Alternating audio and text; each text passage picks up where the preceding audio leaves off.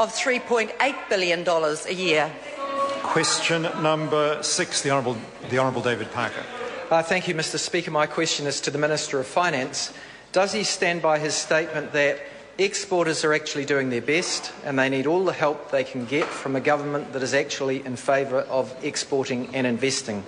If so, what support has the government given Solid Energy to prevent layoffs and redundancies? The Honourable Bill English.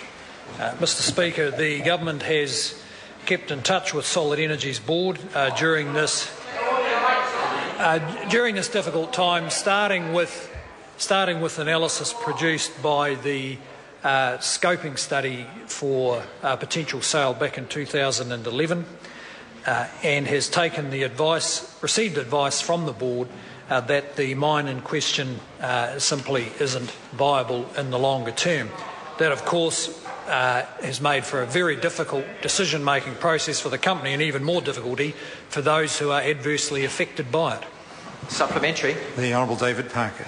Given that the Spring Creek mine contributes $37 million in wages and services to the Greymouth economy, what steps has he taken to ensure any closure does not economically decimate the local community? The Honourable Bill English. Well, Mr. Speaker, the initial impact of that could certainly affect the community. We'd be in the light of the fact that coal prices have fallen by about 60% in the past 15 months, but we look forward to the support of the Labor Party in asking objectors to the Bathurst mine to withdraw their appeals so that that company can get on and provide up to 400 jobs on the West Coast, which many of these highly skilled, well-motivated Solid Energy workers could apply for. The Honourable David Parker. What reports has he seen about how different Solid Energy's performance would be if New Zealand's currency wasn't overvalued by 15% as estimated by the International Monetary Fund? The Honourable Bill English.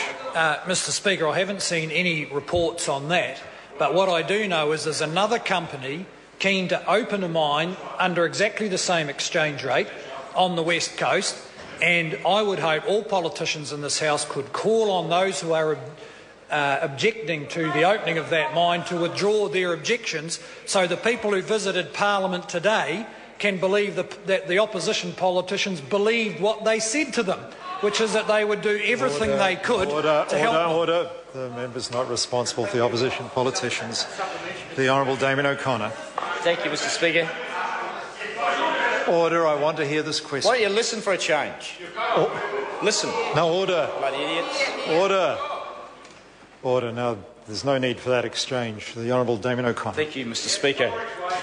Can the Minister give an unequivocal assurance to the House that there are no links whatsoever between the job losses and the restructure of Solid Energy and the Government's plans to float the company on the stock market?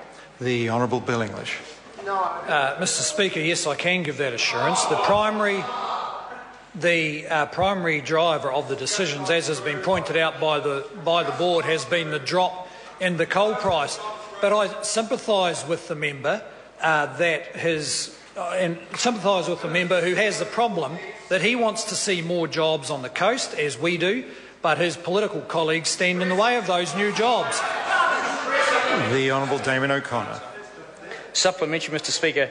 How can the Minister and the Chief Executive of Solid Energy continue to deny the sale of Solid Energy was not part of these job cuts when in page 8 of the Solid Energy Review document the priorities were, quote, maximise medium-term cash generation and value uplift consistent with our potential listing objectives from our shareholder, unquote, and, quote, preparing Solid Energy for a potential listing at some stage in 1 to 3 years, unquote.